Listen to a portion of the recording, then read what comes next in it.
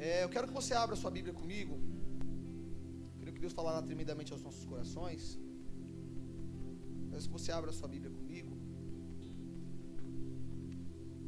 Tiago capítulo 2.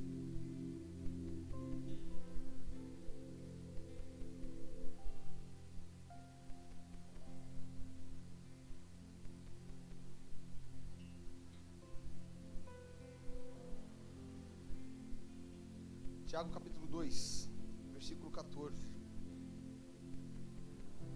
Queridos, é muito comum nós, em nosso exercício cristão, né, a gente começar a falar algumas coisas e, por exemplo, você chega em alguém e fala assim: ó, Jesus te ama. Já falou isso para alguém? Sim ou não? Falou? Todo cristão acho que já falou isso pra alguém, né? Chegou, seja no pedágio lá e tal, tá passando no pedágio, paga o pedágio, fala pro cara do pedágio: Jesus te ama e tal. Aí vai no mercado, vai comprar alguma coisa lá e tal. Aí pega a sacolinha, vai sair do mercado, fala pro cara que te atendeu, pro atendente, pro caixa: Jesus te ama. Tá andando na rua e tal, você vê alguém e tal, fala: Jesus te ama. Você vai dar uma esmola no farol, você fala pro cara: Jesus te ama tal. Acho que todo mundo, todo cristão já teve essa prática, ou tem essa prática, né, de falar para as pessoas que Jesus ama elas e tal. Só que, queridos, muitas vezes nós falamos isso, mas nós não sabemos o peso real das palavras que nós dizemos.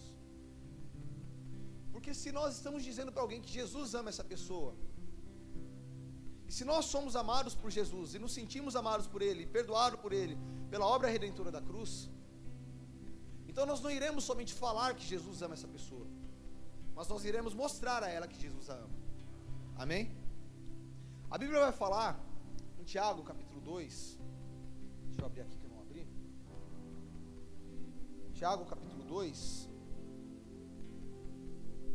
versículo 14, fala assim: de que adianta, meus caros irmãos, alguém proclamar sua fé se não tem obras? Então é esse caso aí, você está proclamando tua fé, você está falando: eu tenho fé em Jesus, eu acredito que Jesus pode também salvar a tua vida.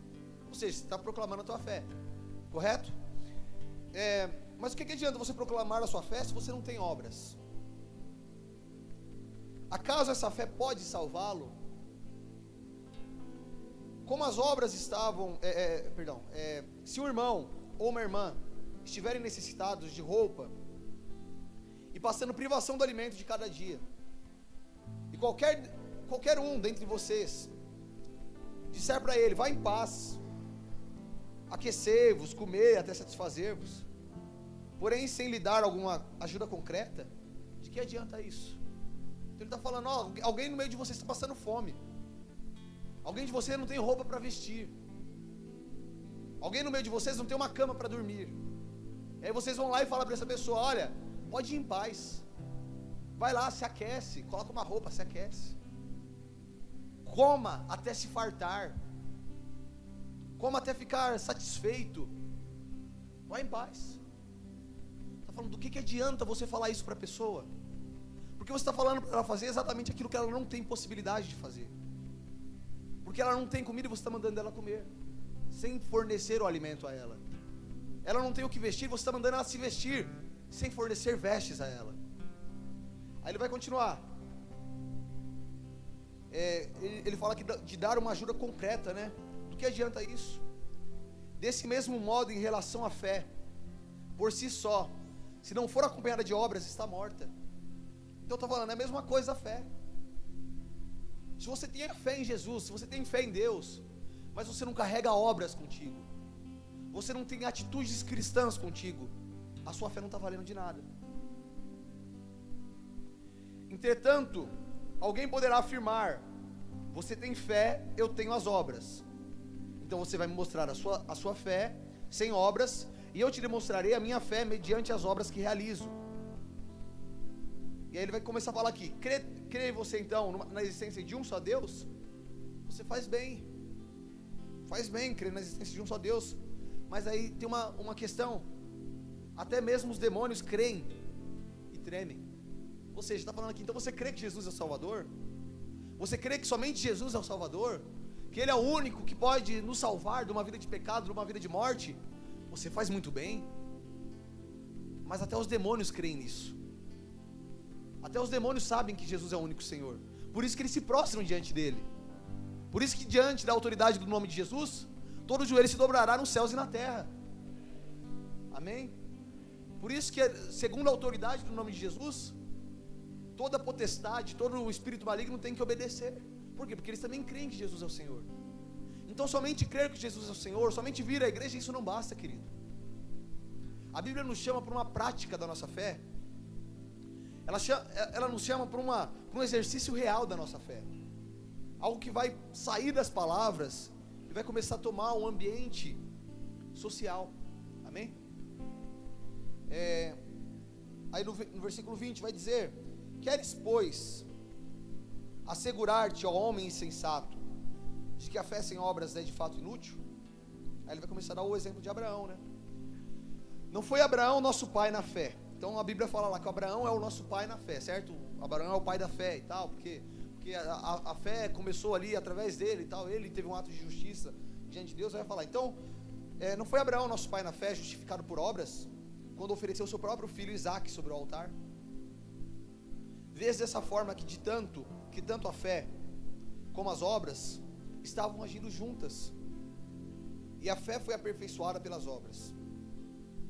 Cumpriu-se assim a escritura, que declara: Abraão creu em Deus, e isso lhe foi acreditado como justiça, e ele foi chamado amigo de Deus. Amém? Então está falando aqui, Abraão ele foi justificado através das obras dele. Ele tinha fé, só que a fé que ele possuía, quando Deus pede o filho dele, faz ele não hesitar em levar o filho dele até um monte para sacrificar o filho.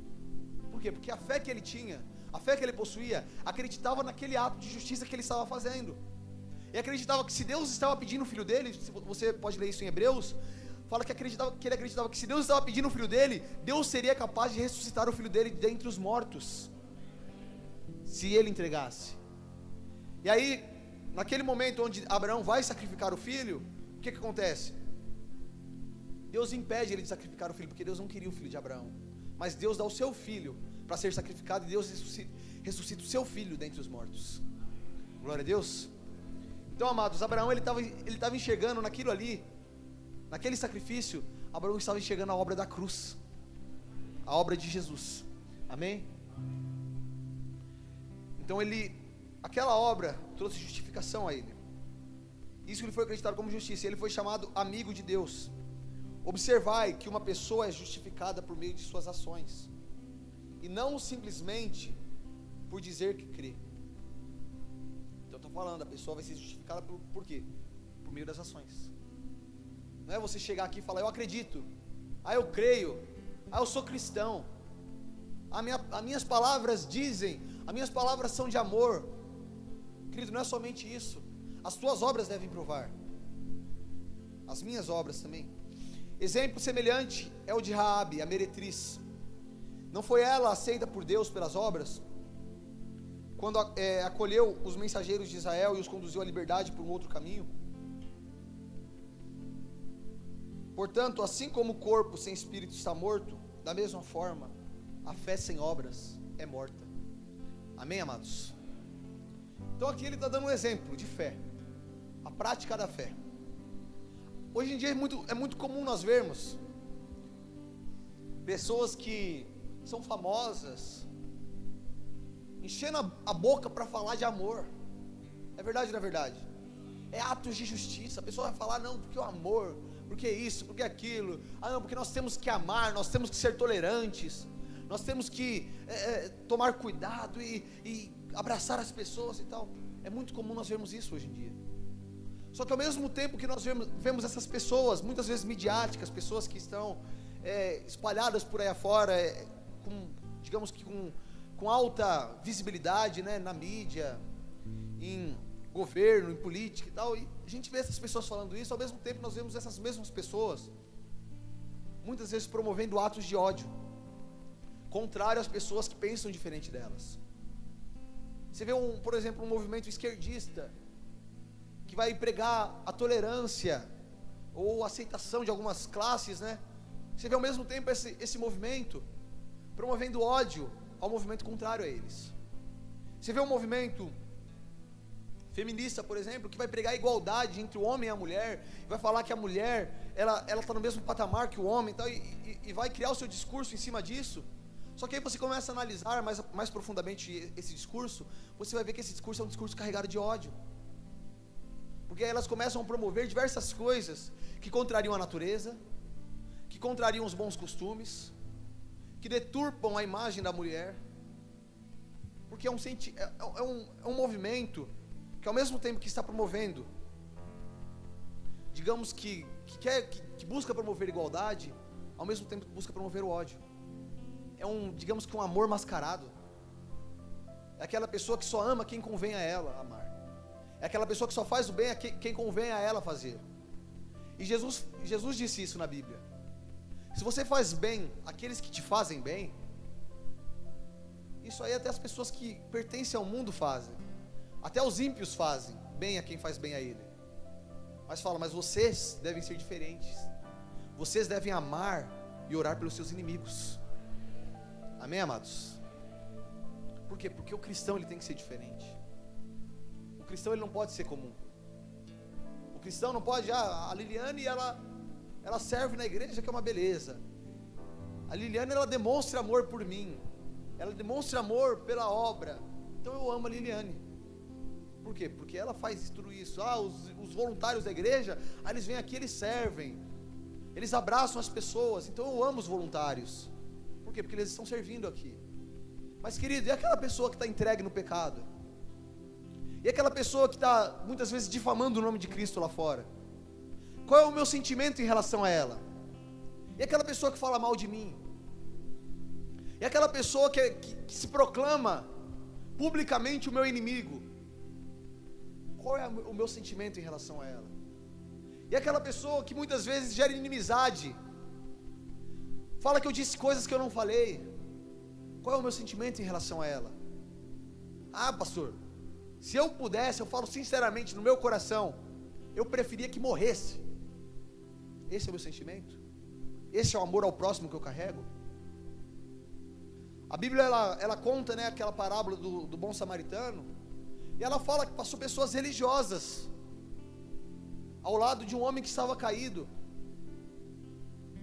Passou pessoas religiosas, passou o sacerdote, passou ali o mestre da lei, e nenhuma dessas pessoas foram capazes de parar em seu caminho para ajudar aquele homem. E ao mesmo tempo passa um homem que digamos que a religião, que as pessoas julgavam ser um homem indigno, que as pessoas julgavam ser um homem ímpio, um homem pecador, mas aquele homem tinha justiça no seu coração, e ele para socorrer aquele homem que estava caído no caminho. E a Bíblia fala que ele, além de ele parar, ele leva aquele homem a uma enfermaria, né, leva aquele homem para os cuidados, deixa aquele homem hospedado em um lugar, paga pelos cuidados dele, e ele fala ainda, se alguma coisa a mais for gasta com ele, eu pagarei quando eu voltar. Queridos, essa é a atitude de um cristão. É alguém que se compadece no caminho, é alguém que encontra uma pessoa que precisa de ajuda no caminho, ela se compadece dessa pessoa. Agora de manhã eu estava vindo para a igreja, e aí eu estava um pouco até atrasado já, daí de repente eu vi um rapaz assim mostrando, com duas bengalinhas assim, dando a mão assim no caminho, né? Levantou a bengala e ficou assim, acenando. Aí eu parei para ver o que ele queria. Aí ele falou assim, eu estava numa ladeira assim, bem grande a ladeira. Aí ele falou assim, você não pode me ajudar? Eu estou precisando de subir essa ladeira aqui, até ali em cima, mas está muito difícil para mim, tá, porque eu estou com essas bengalas aqui, eu acho que ele tem alguma deficiência ou teve algum problema, não sei. Aí eu abri a porta do carro, ele entrou, aí eu subi com ele, deixei ele na porta do lugar onde ele estava indo. Aí continuei minha caminhada, mas estava um pouco atrasado. Aí na hora já veio na minha mente, já pensou se por causa do atraso eu não paro? Eu estou indo para a igreja para falar sobre amor ao próximo, e já estou sendo provado nisso, porque no meu caminho eu poderia não ter parado para ajudar aquele homem, estando vindo para cá para falar do quê? De amor ao próximo. Se eu não tivesse parado para aquele homem, para ajudar ele, tudo isso que eu estou falando para vocês aqui seria inútil. Por quê? Porque eu vim aqui para falar para vocês, mas talvez na minha pressa eu não quisesse parar para falar com ele. Na minha pressa eu não quisesse parar para ajudá-lo. E queridos, quantas vezes nós não somos assim? nós estamos com um objetivo, nós estamos querendo falar de amor para alguém, mas ao mesmo tempo nós não estamos praticando amor. É um ato simples que às vezes não vai te custar 5 minutos do seu dia. É um ato simples que às vezes não vai te custar 2 minutos do seu dia, não vai te custar 1% da sua finança mensal. Mas a gente não se dispõe. A gente não se dispõe. A gente vê todos os dias mendigos caídos na rua. A gente vê todos os dias pessoas passando por dificuldades. Muitas vezes nós não nos atentamos para isso. Nós passamos reto, né? Passamos de largo, como aqueles homens que estavam no caminho, os religiosos. E queridos, muitas vezes nós não fazemos nada por essas pessoas. Sabe por quê? Porque nós não entendemos que isso é um investimento. O bem que você faz ao outro não é um benefício só para ele, é um investimento para você mesmo. Porque quando você faz o bem ao outro, você está recebendo de volta. Eu não estou falando que você está recebendo de volta porque a pessoa fará o bem para você também. Mas estou falando que você está recebendo de volta porque a Bíblia diz que para as pessoas que estão servindo a Cristo, para as pessoas que estão praticando o amor ao próximo, para as pessoas que são fiéis a Jesus, querido, para essas pessoas tem um galardão reservado no reino dos céus.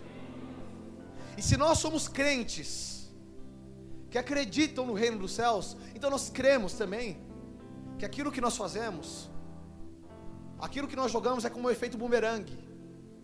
Aquilo que nós jogamos, aquilo vai voltar para nós um dia. Seja nessa vida, seja na vida eterna. A Bíblia fala, não há nada que nós deixamos nessa vida que nós não venhamos receber de volta, ainda nessa vida 100 vezes mais, e nos céus a vida eterna. Glória a Deus, amados. A nossa vida se torna melhor por nós sermos pessoas piedosas. A nossa vida se torna melhor por nós sermos pessoas altruístas, pessoas que se doam pelo próximo. Nós começamos a deixar o egoísmo de lado. Nós começamos a deixar os sentimentos ruins de lado. Nós começamos a carregar um sentimento verdadeiro de amor, de piedade no nosso coração. Lá em Efésios 2, capítulo 10, a Bíblia vai dizer assim. Volta um pouquinho aí, a gente estava em Tiago, volta para Efésios.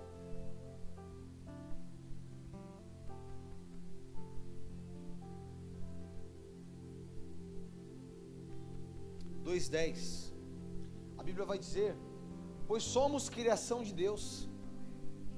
Então nós somos o que? Criação de Deus, realizada em Cristo Jesus para vivermos em boas obras, as quais Deus preparou no passado para que nós as praticássemos hoje.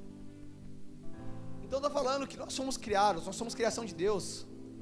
E nós somos, essa criação ela é realizada em Cristo Jesus para quê? Para que nós possamos viver em boas obras. E essas boas obras Deus preparou no passado para que nós pudéssemos viver, para que nós pudéssemos as praticar, né, no dia de hoje.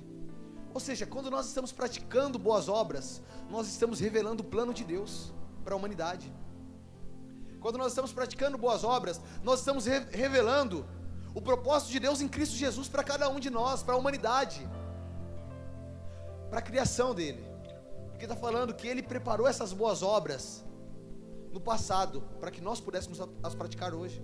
Ou seja, as boas obras que nós praticamos, queridos, antes mesmo de você nascer, antes mesmo dos seus pais nascerem, antes mesmo dos seus bisavós pensarem em dar luz aos seus avós, antes de tudo isso, Deus já tinha preparado essas boas obras para nós realizarmos. E quando nós estamos realizando as boas obras, nós estamos testificando a nossa fé. Eu não estou falando aqui, pregando aqui, por exemplo, uma questão como o Espiritismo prega, que é a obra de caridade, que você vai ser salvo através da tua obra, que você não precisa de ter a piedade cristã, que você não precisa de ter Jesus como seu único e suficiente Salvador, que você não precisa de acreditar, de ter fé na obra redentora da cruz, de ter esperança que Jesus voltará, de ter o amor que é o elo entre Deus e a humanidade, que nos mantém firmes em Deus, né? Não estou falando isso, que você não precisa disso e somente das obras, que isso vai te justificar. Não é isso. Porque o Espiritismo, por exemplo, prega isso. Você vai lá ver os ensinamentos de Chico Xavier, os ensinamentos de Allan Kardec. Eles vão falar da caridade, né? Vamos falar da caridade, de amar, de abraçar. Aí você vai ver aí, por exemplo, várias instituições caridosas que levam nomes espíritas, orfanatos, asilos, hospícios também. Vai ver, por exemplo, tem aquela casa André Luiz, que é um negócio onde o pessoal doa, e aí doa móveis e tal, eles vendem um bazar para arrecadar valores financeiros, onde eles, com esses valores, eles muitas vezes distribuem, ajudam outras pessoas. Querido, não estou falando simplesmente de obras caridosas, mas eu estou falando de obras caridosas, estou falando de obras cristãs, com base na nossa fé em Cristo. Por quê? Porque essas obras, elas provam a nossa fé em Jesus. Muitas vezes você vai ver pessoas que estão pregando, que estão fazendo essas obras, mas elas fazem isso como desencargo de consciência. Para quê? Para, digamos que, apagar o ódio que há dentro de si, para tentar amenizar os maus sentimentos que existem dentro de si, para tentar apagar as paixões da carne que existem dentro de si. Você vê, por exemplo, uma pessoa que vai lá e faz, por exemplo, um voto. Ela fala assim: eu vou fazer um voto de castidade. Por quê? Por causa que as minhas paixões sexuais são muito fervorosas. E aí ela vai lá e fala: a partir de hoje então você celibato. Uma pessoa que nunca vai se casar, uma pessoa que nunca vai... Ela parte para o radicalismo. Uma pessoa que nunca vai se casar, uma pessoa que nunca vai ter um relacionamento, onde ela vai buscar um casamento, onde vai buscar uma afeição de casamento. Aí ela vai lá e faz um celibato. Você vê uma pessoa, por exemplo, que fala assim: não, eu tenho que me doar totalmente, eu tenho que doar todas as minhas finanças, e isso e aquilo, para praticar um ato de caridade. Por quê? Porque ela quer apagar aquele egoísmo que está dentro do coração dela. Só que aí em 1 Coríntios capítulo 13, a Bíblia vai dizer assim, 1 Coríntios 13,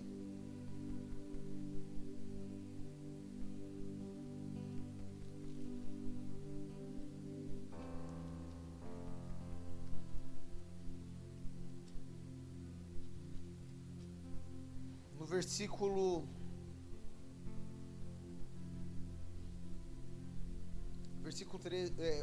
1, diz assim: agora passo a vos mostrar um caminho ainda muito mais excelente. Está falando sobre o amor de Deus. Glória a Deus. Então, passo a mostrar a vocês um caminho muito mais excelente. Ainda que eu fale a língua dos seres humanos e dos anjos, presta bastante atenção nisso. Se eu não tiver amor, serei como sino que ressoa, ou como prato que retine. Então, querido, ele está falando aqui: olha, ainda que você fale a língua dos homens, ainda que você saiba falar inglês, francês, italiano, australiano, asteca, e por aí vai, tanta língua que tem por aí afora, é que você fale aí os idiomas, fale idiomas indígenas e por aí vai. Ainda que você fale a língua dos anjos, né? Você chega aqui na igreja e comece a falar línguas estranhas e recitar poemas em língua dos anjos e por aí vai, e gritar, e todo mundo falar: nossa, que bonito, como o irmão fala bonito na língua dos anjos, olha lá, ele pula, ele rebola, e nossa, meu Deus do céu, olha que bonito. Se você não tiver amor, você vai ser como o sino que ressoa, ou como o prato que retine. Ou seja, o seu som está sem sentido. Você vai ter somente mais um som, somente mais um barulho. Não tem significado. Por quê? Porque não tem amor. Mesmo que eu possua o dom de profecia e conheça todos os mistérios e toda a ciência, então eu posso chegar aqui, começar a profetizar, falar: irmão, essa semana na sua vida vai acontecer isso, isso, isso, e aconteceu. E aí eu chego aqui, eu falo: você estava fazendo aquilo outro, e ninguém sabia disso, e aí eu revelo para você uma coisa magnífica, e você fala: meu Deus. Eu começo a revelar aqui da profecia sobre o fim dos tempos também, e aí todo mundo: nossa. E ainda que eu tenho dom de toda a ciência, eu chego aqui e consigo revelar, falar os mistérios que a ciência não conhece. Aí está falando aqui, ainda que a gente faça tudo isso, e ainda tem uma fé capaz de mover as montanhas, começar a orar aqui, as coisas começarem a mudar, eu falo: vai chover agora, e começa a chover, e olha para o céu e fala: o céu vai abrir, o céu abre. Se não tiver amor, eu nada serei. mesmo que eu dê aos necessitados tudo que eu possuo, e entregue o meu próprio corpo para ser queimado, se não tiver amor, todas essas ações não me trarão qualquer benefício real. Glória a Deus. Então estou falando, você pode entregar o seu corpo para ser queimado, você pode ir lá e pegar tudo que você tem e dar aos pobres, mas se você estiver fazendo isso por desencargo de consciência, para cumprir religiosidade, para cumprir religião, porque você acha que isso aí está te fazendo uma pessoa mais justa, uma pessoa mais digna, querido, se isso não for baseado no amor, então isso não está valendo de nada. Amém? Mas aí você fala, então é só eu amar, então eu não preciso de fazer tudo isso. Se eu somente amar, eu fico, digamos que livre de cumprir as obras? Não, querido, pelo contrário, porque o que vai provar que você ama é as suas obras. Porque aí tem os dois opostos, a pessoa que fala, não, eu amo, mas eu não preciso de obras para mostrar que eu amo. E a pessoa que fala, eu tenho obras, e por isso eu estou provando que eu sou bom. Não, querido, não é nem um lado nem o outro. A gente não pode ser 8 ou 80, a gente tem que estar no meio. Amém? A gente não pode pular para os radicalismos, para as posições opostas, porque senão você não precisaria de vir na igreja. Era só você ficar fazendo boa obra lá fora e pronto. Era só você pegar seu dinheiro, seu salário, sair dando cesta básica para os outros e pronto, estava resolvido, você seria salvo. Era só você pegar o seu tempo e dispor para ajudar alguém, para atender alguém, para fazer favores para as pessoas, pronto, você estaria salvo por uma vida piedosa. Mas, querido, a nossa piedade ela tem que estar baseada no amor a Jesus. Por quê? Porque nós reconhecemos que nós não somos dignos, porque nós reconhecemos que mesmo fazendo boas obras, nós continuamos sendo pecadores, nós precisamos do amor dele para nos salvar. Então, esse amor, quando nós amamos, nós provaremos o nosso amor através do quê? Através das obras. Em 1 João capítulo 3, versículo 17, a Bíblia vai dizer assim: se alguém possuir recursos materiais e observando seu irmão passando necessidade, não se compadecer dele, como é possível permanecer nele o amor de Deus? Então vou ler novamente aqui, ó. Se você possui recursos materiais, tá certo? Você tem dinheiro, você tem capacidade, você tem alguma coisa que você pode fazer um favor para uma pessoa, que você pode ajudar uma pessoa, e você observa o seu irmão passando necessidade, você não se compadece dele, como é possível permanecer nele o amor de Deus? Como é possível permanecer na gente o amor de Deus? Sendo que a gente está vendo alguém passando necessidade, passando dificuldade, não se compadece dessa pessoa. Como é possível? É o que ele está perguntando, como? Se você ler um pouquinho antes, depois lê esse capítulo na sua casa, 1 João 3, lê lá desde o início até o final, você vai ver que capítulo edificante. Ele vai falar assim, olha, se você está falando que ama a Deus, mas não se odeia o seu irmão, então você não ama a Deus, porque se você não consegue amar o seu irmão a quem você vê, como você vai amar a Deus a quem você não vê? Se você odeia as pessoas que estão ao seu redor, como você vai amar a Deus?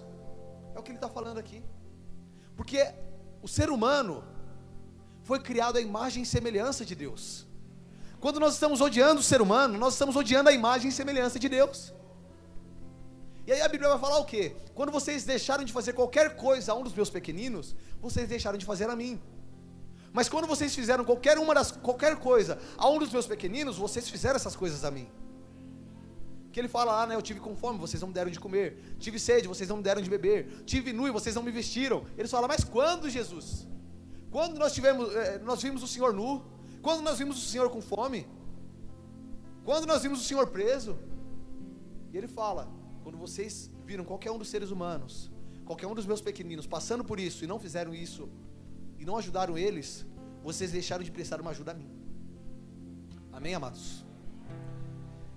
Então, isso aqui deixa bem claro uma coisa.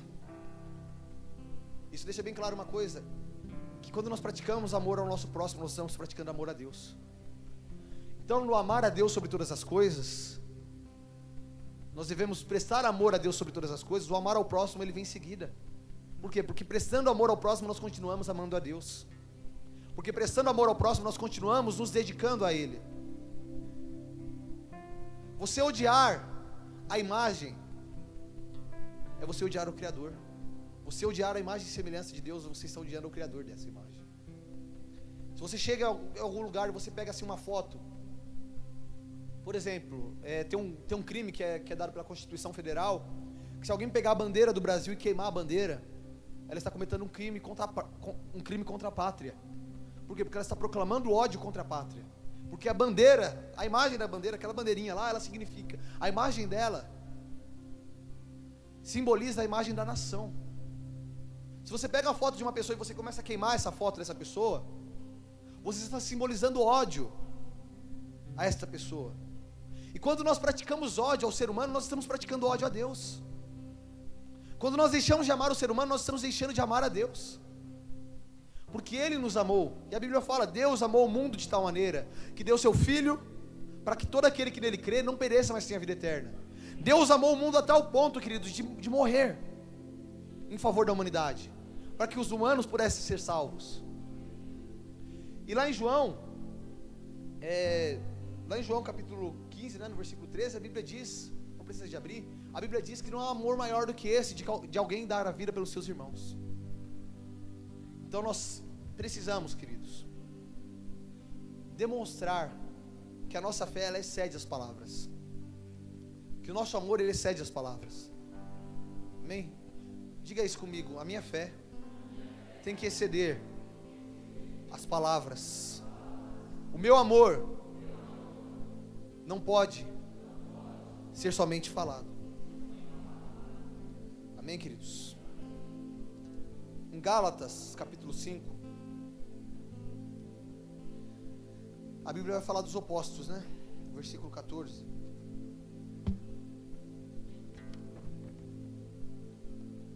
Gálatas 5, 14.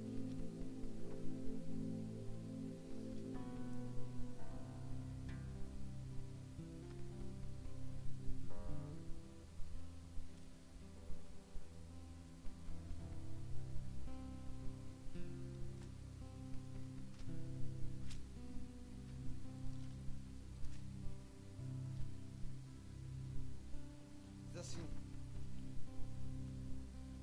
pois toda a lei se resume num só mandamento, a saber, amarás o teu próximo como a ti mesmo.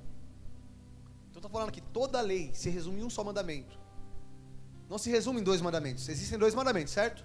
Amarás o Senhor teu Deus sobre todas as coisas, e amarás o teu próximo como a ti mesmo. Mas está falando toda a lei. Por que toda a lei? Porque a lei é relacionada aos seres humanos. A lei é nosso padrão de conduta mediante a sociedade. Então, toda a lei, todo o nosso padrão de conduta mediante a sociedade se resume em um só mandamento: amarás o teu próximo como a ti mesmo. Certo? Nosso padrão de conduta espiritual: amarás o Senhor teu Deus sobre todas as coisas. Nosso padrão de conduta em meio à sociedade: amarás o teu próximo como a ti mesmo. Toda a lei se resume nisso. Então, tudo aquilo que nós praticamos se resume em uma só coisa: você tem que amar o seu próximo como a você mesmo. Amar o seu próximo como a ti mesmo não é amar mais do que a você mesmo. E amar o seu próximo como a ti mesmo não é amar menos do que a você mesmo. É no mesmo padrão, é na mesma quantidade. O quanto você se ama, o quanto você busca por você, o quanto você quer se beneficiar com as coisas. É assim que você tem que pensar no próximo. Não é mais. Não é falar assim, eu amo ele a ponto de, sei lá, sofrer por causa dele, sei lá o quê. Eu amo ela a ponto de deixar minha vida, tornar minha vida uma desgraça para conseguir ajudar ela. Não, não é isso. É você amar na mesma posição. É você amar na mesma quantidade. Se você quer o bem para você, você vai querer o bem para o seu próximo. Por quê? Você tem que amar o seu próximo como a ti mesmo, não mais do que a si mesmo. Porque se você amar o seu próximo mais do que a si mesmo, você não está conseguindo se amar. Se você não consegue se amar, você não vai conseguir dar amor ao outro também. Se você não consegue enxergar em você qualidades, se você não consegue enxergar em você atributos, se você não consegue enxergar em você uma personalidade, se você não consegue, digamos que cuidar da tua própria vida, como você vai conseguir cuidar da vida do outro? É a mesma coisa que você chegar em um mendigo e falar para ele, ou então você vê um mendigo falando, olha, eu quero cuidar de você, eu quero te ajudar e tal. O mendigo está falando isso, você vai ficar meio assim, tal, porque você vai falar, o cara tem que se cuidar antes de querer cuidar de alguém. É verdade ou não é verdade? É a mesma coisa, queridos. Então é como a si mesmo. Porque você só vai conseguir amar o seu próximo na mesma quantidade que você se ama. Porque senão você está colocando essa pessoa em uma imagem de idolatria. E aí às vezes você vai começar a inverter aí os fatores, né? Aí vai começar a colocar alguém à frente de Deus, colocar alguma coisa à frente de Deus. Então é amar o Senhor teu Deus sobre todas as coisas. E aí quando você vai amar o seu próximo, você vai amar ele na mesma quantidade que você se ama. E aí fala no versículo 15: porém, se mordeis e devorais uns aos outros, cuidado, para não vos destruirdes mutuamente. Só que muitas vezes o que nós vemos é o exemplo contrário. É o oposto de amar o teu próximo como a ti mesmo. Nós vemos as pessoas se mordendo, as pessoas se destruindo, inclusive dentro da igreja. Você vê irmão que não fala com o irmão. Que amor é esse? Que acolhimento é esse? Que vida cristã é essa? Ah, o irmão não fala com outro irmão. Ah não, mas é porque o irmão falou mal dele. O irmão falou mal dele, agora ele não consegue falar. Não consegue falar mais com outro irmão, porque falou mal, né? Sabe como que é? O irmão não fala com o outro. As pessoas não se preocupam com as outras. As pessoas veem as outras passando necessidade e não ajudam. Queridos, isso a gente não precisa de ir lá no mundo para ver. Muitas vezes isso se encontra dentro da igreja do Senhor. Que corpo é esse que vive dividido? Nós temos que passar a praticar o amor. Querido, é picuinha dentro da igreja. É pessoa falando mal de pessoa. É pessoa olhando feio para outra pessoa. É pessoa olhando torta para outra. É jogo de ego. Você vê aí, um mundo gospel que está aí, cheio de cantor, cheio de gente. Aí você vai ver a vida. Já escutei vários relatos. Não vou mencionar aqui para não ficar difamando nenhuma pessoa, mas você vai ver a vida da pessoa atrás ali do púlpito, né? Atrás das cortinas. Você vê que é um jogo de ego. É um querendo ser mais do que o outro. É um querendo falar mais alto do que o outro. É um querendo lucrar mais do que o outro. E estão querendo lucrar com o quê? Com a igreja do Senhor. Cadê o amor nisso tudo? Cadê a preocupação? O negócio de se ajudar mutuamente. Uma vez a moça falou para mim, eu estava no escritório com uma banda lá bem famosa do mundo gospel, e aí chegou uma proposta deles fazerem um show, né, em determinado lugar. Aí o cara falou assim: por 60 mil eu não saio nem da igreja, não saio nem daqui do escritório, não saio nem de casa para ir fazer, por menos de 60 mil. É isso que as pessoas pensam. Aí muitas vezes nós ficamos escutando essas músicas e, sabe, e propaganda, e vamos no show e pagamos para assistir aquilo. Aí você vai no show do fulano de tal lá, que é show gospel, aí você gasta R$150 na entrada do show. Cara, eu te falo uma coisa, seria muito mais benéfico para a tua vida você comprar 3 cestas básicas com esse dinheiro e doar para uma pessoa que está em necessidade, que está precisando de um alimento em casa e não tem para comer. Porque esse show aí vai encher de todo jeito, porque está cheio de gente, cabeça de bagre, para ficar correndo atrás de artista por aí. Seria muito mais benéfico para nós pegarmos esse dinheiro e investir em alguém, investir numa obra, investir em algo que seja benéfico para o próximo. Porque muitas vezes nós vamos lá e aí você fica naquela negócio, porque é a vibe, é o Espírito Santo, isso e aquilo. Cara, quem disse que o Espírito Santo não se revela a você no seu quarto? Quem disse que o Espírito Santo não se revela a você aqui na igreja, quando está aqui o pastor Machado aqui se desdobrando para louvar e pedindo para o pessoal: canta mais alto, irmão, vamos, sai do seu lugar, levanta sua voz. Tem que ficar aqui, digamos que se matando, para conseguir tirar uma expressão de louvor das pessoas. Só que aí quando as pessoas vão no show, elas, porque está no show, agora está no show e pagou 150 pau, então tem que adorar. Agora eu tenho que adorar, eu sou forçado, né? Eu sou forçado a adorar, porque eu paguei 150 reais para ir no show. Então eu vou adorar, já vou quente, né? Já vai pulando, já vai fervendo já pro show. Você chega lá, você nem pensava de ter ido. Só a expectativa de ter ido já teria te edificado já. Tão boa que a expectativa era. É isso, querido. Muitas vezes nós somos esses idólatras. A gente vai falar mal do católico, porque ele tem imagem. Nós temos imagem dentro da igreja. Nossas imagens são os cantores, são os pregadores. Nossas imagens são nossas ambições, são as campanhas que fazem por aí. Aí vai falar mal do católico. Tem muito católico que é mais piedoso do que muito cristão, que tem fé em Jesus, que pratica boas obras. Só que aí a gente se gasta, se doa por tanta coisa, Quando a gente vai comer um lanche no McDonald's, por exemplo, a gente come o melhor. Quando a gente vai vai fazer alguma coisa, vai em algum lugar, vai procurar um estudo, uma faculdade para nós procuramos a melhor. Nós investimos em nossa vida. E é isso que é você amar o seu próximo, é você investir nele da forma que você investe em você. Porque você fala assim, eu vou comprar uma marmita para a pessoa, e você procura a marmita mais barata que tem. Você acha um lugar lá que a marmita está 5 conto, vem nem com mistura, só vem um arroz e feijão só. E uma lasquinha de cebola. Aí você compra uma marmita de 5 conto pro cara. Mas aí quando é pra você, meu amigo, você vai no rodízio lá do Boi Preto. Né, pastor Douglas? Vai no Boi Preto, paga 100 pau no rodízio. É, meu irmão. Pro próximo a gente sempre dá o pior.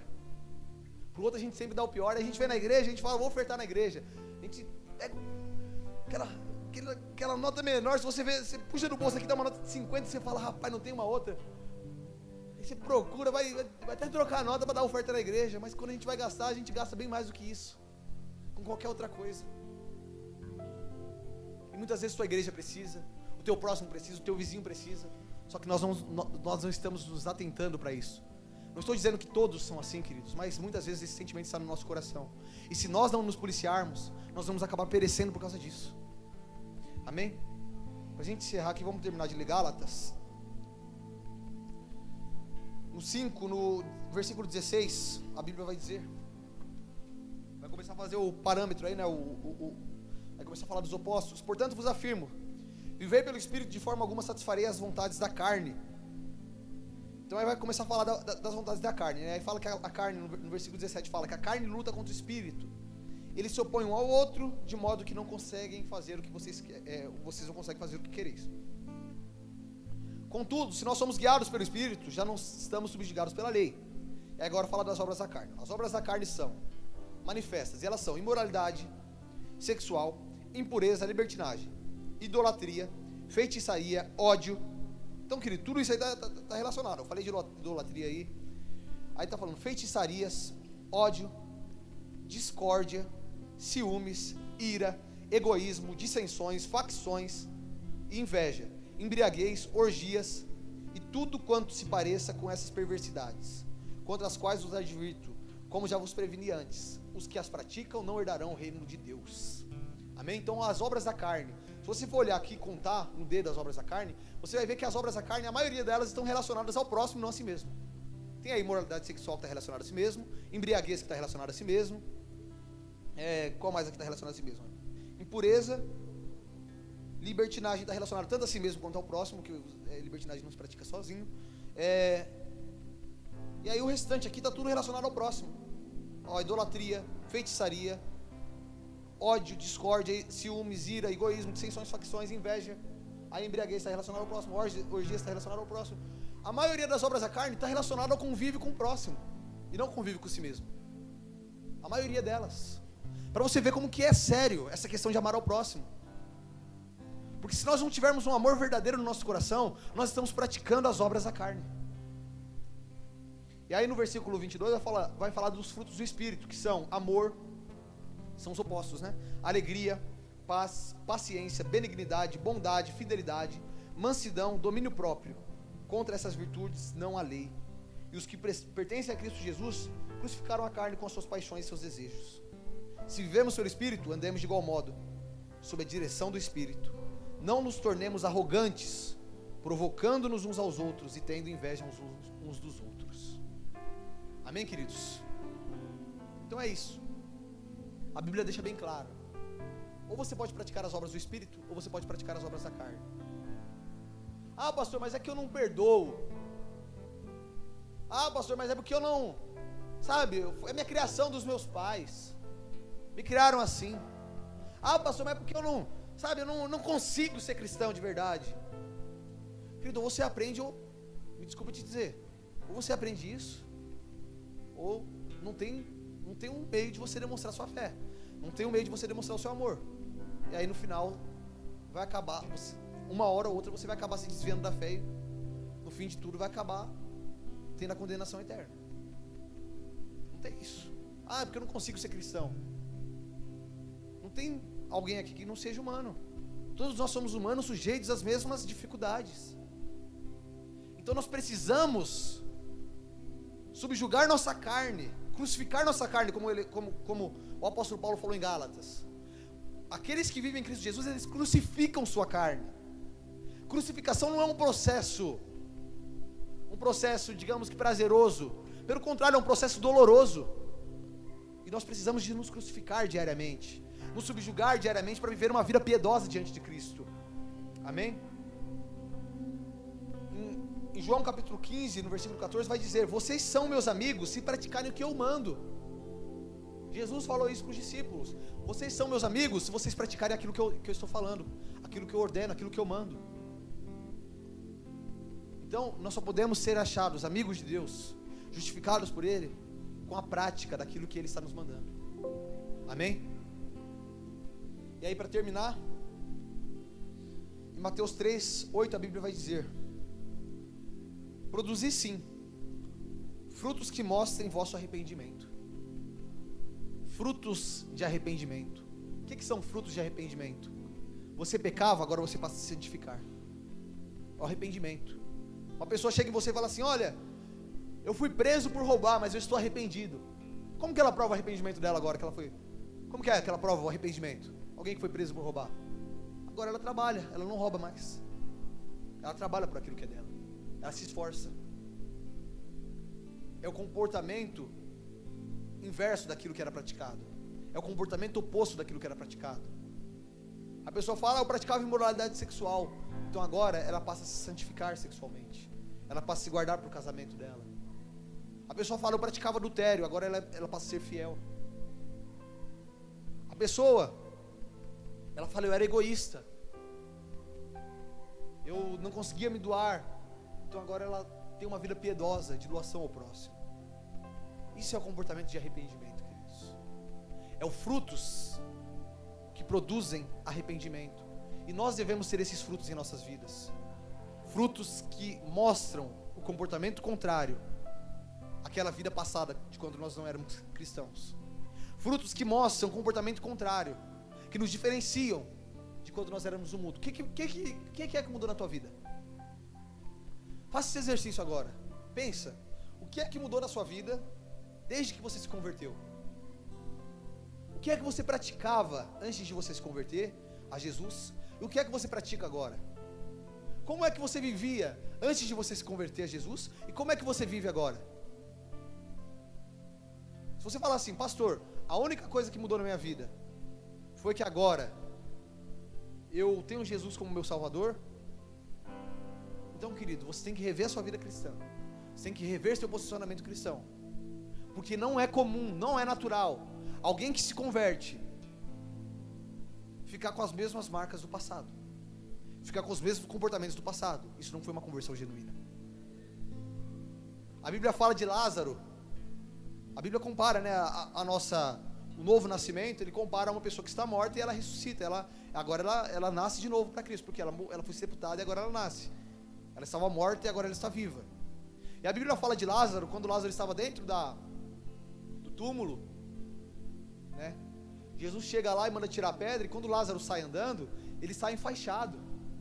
Por quê? Porque ele ainda carregava as faixas da morte.